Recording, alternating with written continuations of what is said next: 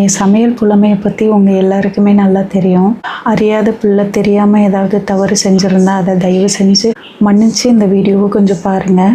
Mutton கடையில் எல்லாமே தெரிஞ்சவ மாதிரி போய் கேட்டேன். அப்போ தான் நம்மளை ஏமாத்திட மாட்டாங்க அப்படின்றதுக்காக. கால் எலும்பு இல்லைன்னா நெஞ்செலும்பு இருக்கானா? என்னது எலும்பு, தலை எலும்பு, அந்த இது கறி எல்லாம் சேர்ந்த மாதிரி இருக்கும். சூப்பு போடலாமா? சூப் போடலாம். கால் எலும்பு இருக்கானா? நெஞ்செலும்பு இருக்கா?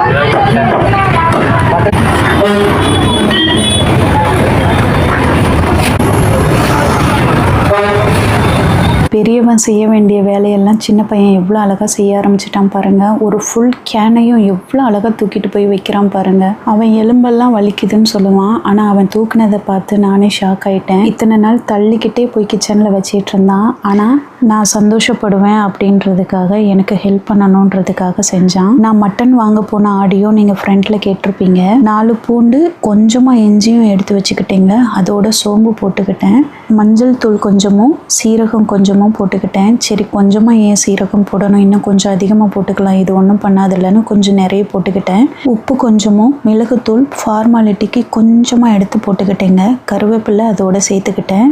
கொத்தமல்லி புதினா கழுவி சேர்த்துக்கிட்டேன். இப்போது சூப்புக்கு போடுறதுக்கு நான் இன்க்ரீடியன்ட்ஸ் ரெடி பண்ணிட்டேன். இப்போது மட்டனை நான் நல்லா கழுவிட்டு சூப்பு செய்ய போகிறேங்க.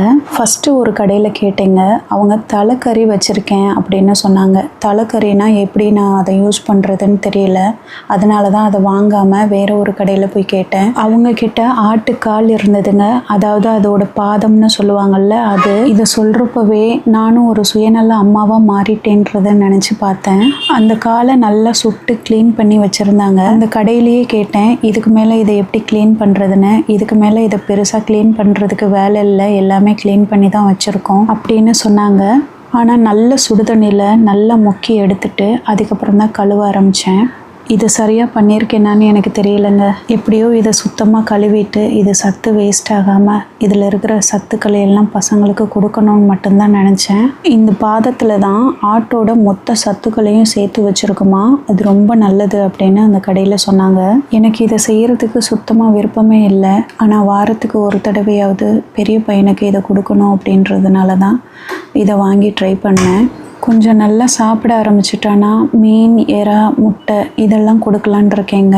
அப்போ தான் பையனுக்கு உடம்பு தேரும் அப்படின்னு டாக்டர் சொன்னார். பிள்ளைங்க நல்லா இருக்கணுன்றதுக்காக எல்லாமே ட்ரை பண்ணி பார்ப்போம்.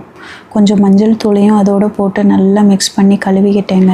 எனக்கு தொண்டு கரகரன்னு இருக்குங்க, பேசவே முடியலை. பேசுனா தொண்டை கட்டின மாதிரி அடிக்கடி டிஸ்டர்ப் ஆகுது. நீங்கள் எல்லாருமே ஆரம்பத்துலேருந்து சொல்லிகிட்டு இருந்தீங்க பசங்களுக்கு நான்வெஜ் கொடுங்கன்னு. சாரிங்க, நான் பிள்ளைங்களுக்காக அந்த ரிஸ்க்கை எடுத்துருக்கணும். இப்போவும் மனசில் நிறைய பெயின் இருக்குது இதை தொட்டு கழுவுறப்போ. இப்போ நல்லா கழுவிட்டேங்க. இதுக்கப்புறம் நான் கையை நல்லா கழுவிட்டு பையனுக்கு சமைக்க போகிறேங்க.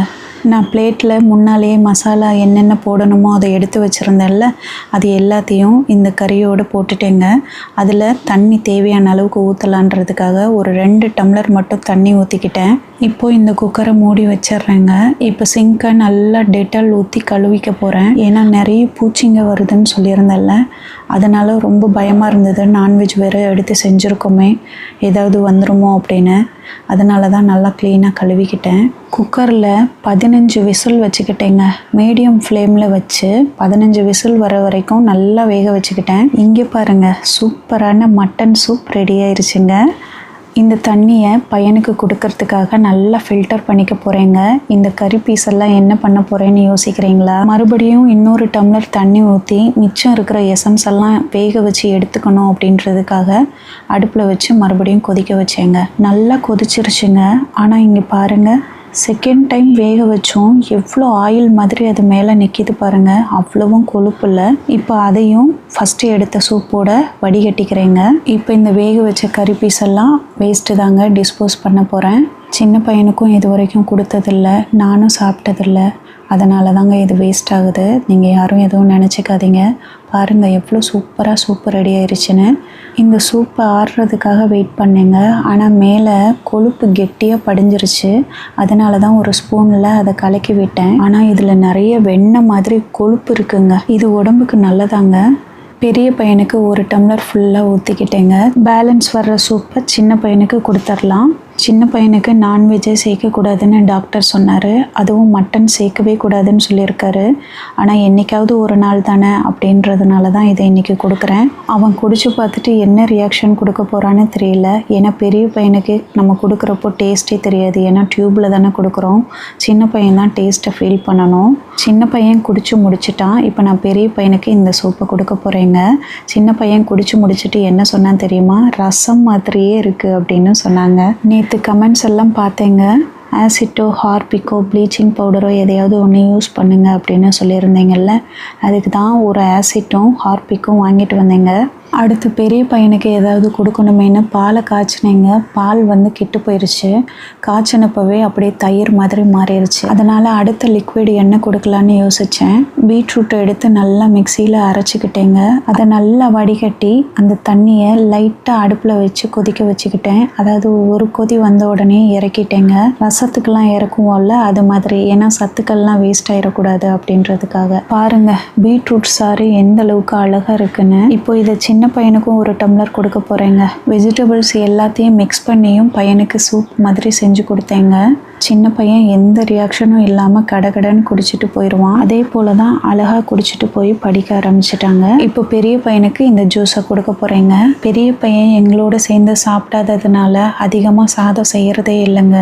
இந்த மாதிரி ஊற வச்சு மாவரைச்சி வச்சுக்கிட்டு அது தோசையாக ஊற்றி தான் நானும் சின்ன பையனும் சாப்பிட்டுக்கிறோம். பாருங்கள் சோளம் போட்டு அரைச்ச தோசை தான் நாளைக்கு ரெடி பண்ண போகிறேன். சாதத்துக்கு எப்படி குழம்பு வைப்போமோ அதே மாதிரி தான் இந்த தோசைக்கும் குழம்பு வச்சு யூஸ் பண்ணிகிட்ருக்கேன். காய்கள்லாம் போட்டு பெரிய பையனுக்கு பாசிப்பருப்பு வேக வச்சு அந்த தண்ணியை வடிகட்டி கொடுக்குறேன் இல்லைங்க. அவனுக்கு வேக வச்ச பாசிப்பருப்பில் நாங்கள் சாம்பார் வச்சு சாப்பிட்டுக்கிறதும் இந்த மாதிரி அந்த பருப்பை கஞ்சியில் மிக்ஸ் பண்ணி சாப்பிட்றதுமா இருக்கும். இந்த கஞ்சிக்கும் காலையில் வச்ச அந்த பாசிப்பருப்பு சாம்பார் தான் சைடிஷ்ஷுங்க. சின்ன பையன் வீட்டில் இருக்கிறப்போ பெரிய பையனுக்கு கொடுக்குற ஹெல்த் ட்ரிங்க்கை சின்ன பையனுக்கும் கொடுப்பேங்க. நீங்கள் சொன்ன மாதிரி நானும் ஹெல்த்தியாக சாப்பிட்றதுக்கு ட்ரை பண்ணுறேன். முடக்குவாதத்துக்கு நீங்கள் சொன்ன டிப்ஸ் எல்லாம் நான் ஃபாலோ பண்ணுறேன். அந்த முடக்கத்தான் கீரை வாங்குறதுக்கும் ட்ரை பண்ணுறேங்க. வீடு காலி பண்ணுறது தான் இப்போதைக்கு பெரிய சிக்கலாக இருக்குங்க.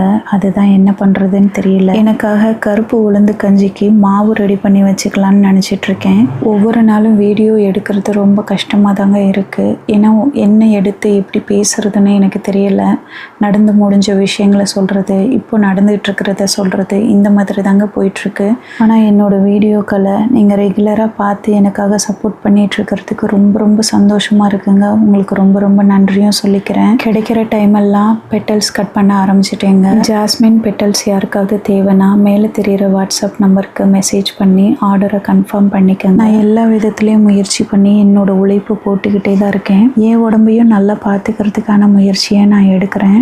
நான் நல்லா இருந்தால் தான் பசங்களை நல்லா பார்த்துக்க முடியுன்றது எனக்கும் புரியுது. உங்கள் அன்புக்கு மறுபடியும் நன்றி சொல்லிக்கிறேங்க.